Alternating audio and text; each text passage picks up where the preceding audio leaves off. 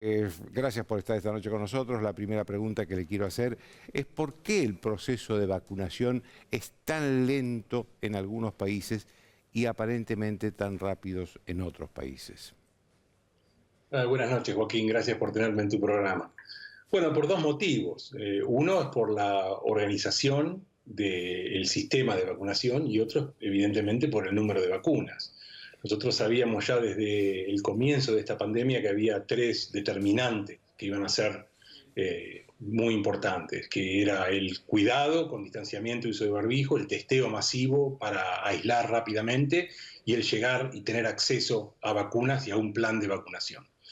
Estados Unidos apostó de entrada a 3 o 4 vacunas con muchísimo dinero invertido y tuvo la suerte de tener 2 de las vacunas con resultados inmediatos. Estuvo lento porque ahí nos vimos que no solamente era el volumen de vacunas, sino la logística en la vacunación, pero ahora estamos ya vacunando entre 2,5 millones y 3 millones de dosis diarias. Nos llevó un tiempo adaptarnos a eso y creo que el problema mayor de muchos países ahora es no solamente la logística, sino conseguir esas vacunas. Doctor, hablando de las vacunas, le quiero preguntar sobre 2 vacunas.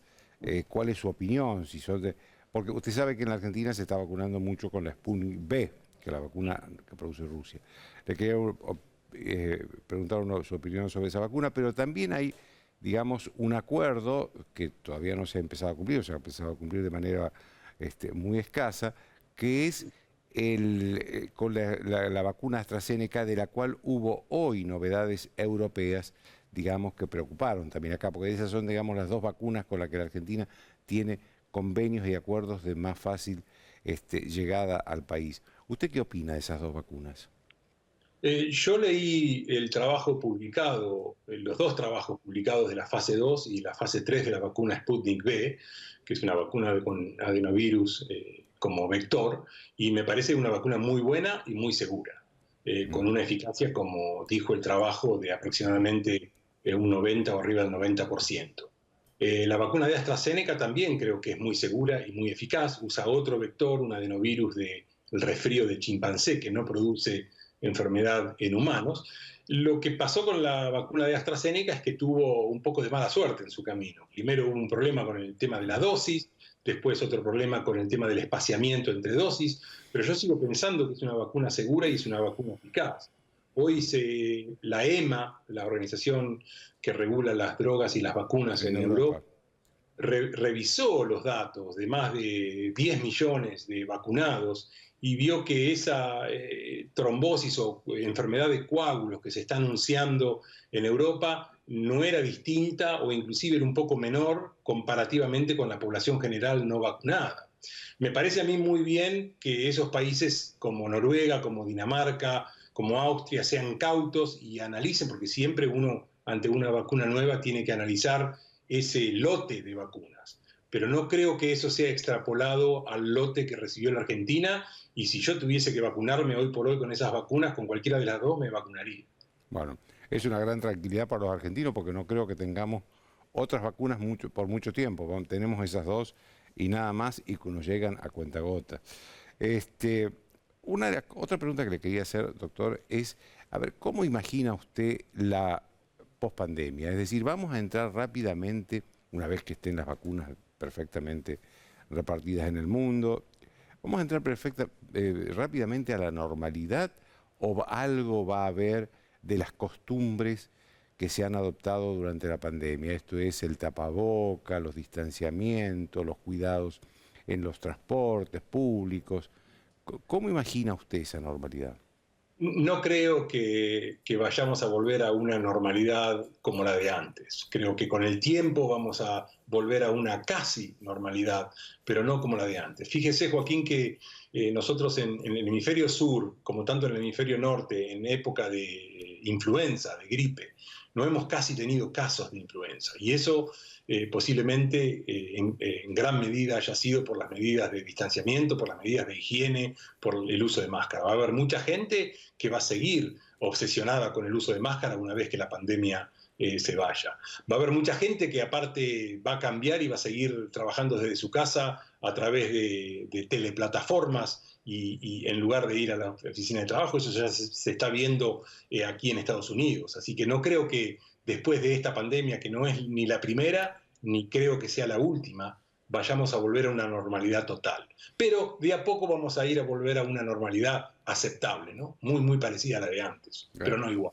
Eso va a cambiar la economía también, ¿no? Hoy estaba leyendo una nota precisamente sobre cómo toda la industria, digamos, de los viajes y la hotelería y los aviones, los restaurantes, los cafés en el mundo ha caído mucho porque precisamente han caído los viajes corporativos, ¿no? De las empresas, los encuentros, los seminarios, los congresos que se hacían muy habitualmente, ¿no? Totalmente. Mire, yo estoy encargado de una conferencia de cardiología acá en el hospital y lo estamos haciendo con modalidad teleconferencia. Y gran parte de los invitados con los cuales converso antes de dar estas charlas semanales me dicen que ellos de ahora en más no van a ir a los congresos, van a dar las clases, van a pedir de dar las clases desde sus lugares para no tener que viajar y trasladarse.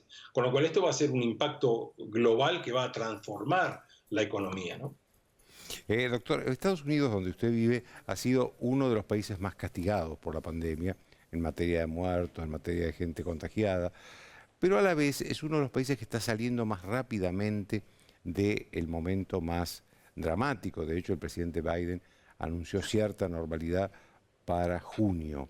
¿Esto se debe solo a la vacuna? Esto se debe principalmente a la vacuna y a la necesidad de reactivar la economía.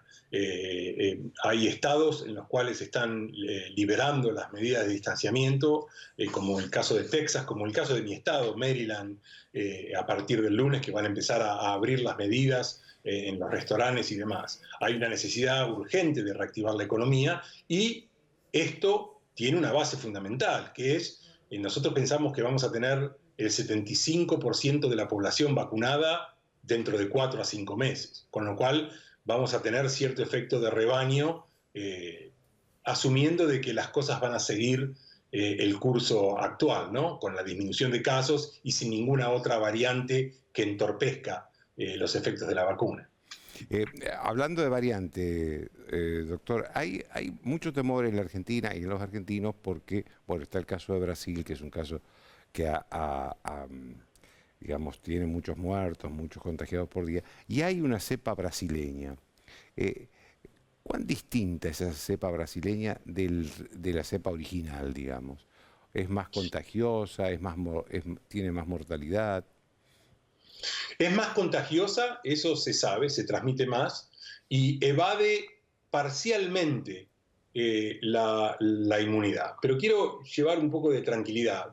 Hay más de una variante brasilera. Ahí está la variante de Manaus, hay otra variante en Río, y seguramente hay muchas otras variantes que todavía no se descubrieron. Y yo le digo a la gente y también a mis pacientes que no se preocupen tanto por variables que no manejamos. Variantes hubo, hay y las va a haber. Hasta ahora se cree que si bien hay trabajos de laboratorio que en un tubo de ensayo muestran que hay por ahí menos protección de anticuerpos, todavía creemos que las vacunas y la inmunidad son efectivas para prevenir enfermedades severísimas por esas variantes. El problema que está cursando Brasil es no solamente la variante, sino que es una negación a la pandemia sin prácticamente distanciamiento social y sin uso de barbijos y máscaras, lo cual por supuesto ha ayudado a diseminar esa variante. Y la vamos a seguir observando, no es que no estemos preocupados por esa variante, estamos ocupados y estamos observándola de cerca, pero no creo que sea algo que la población tenga que entrar en pánico. Hay que tenerle respeto, hay que seguir cuidándose, pero hay que tener confianza de que pronto vamos a tener más vacunas y si seguimos cuidándonos, vamos a sortear esas variantes. Doctor, déjeme hacerle una última pregunta. Usted sabe que la Argentina está en este momento en una suerte de meseta baja de contagios y muertes. ¿Qué deberían hacer las autoridades sanitarias argentinas para mantener esa meseta baja? Porque además nosotros estamos entrando ya en el otoño y después en el invierno, que es donde en el hemisferio norte, que es cuando en el hemisferio norte sucedió la segunda ola. ¿Qué debería hacer tomando como lección lo que pasó en el hemisferio norte en el otoño y en el invierno boreal, ¿no?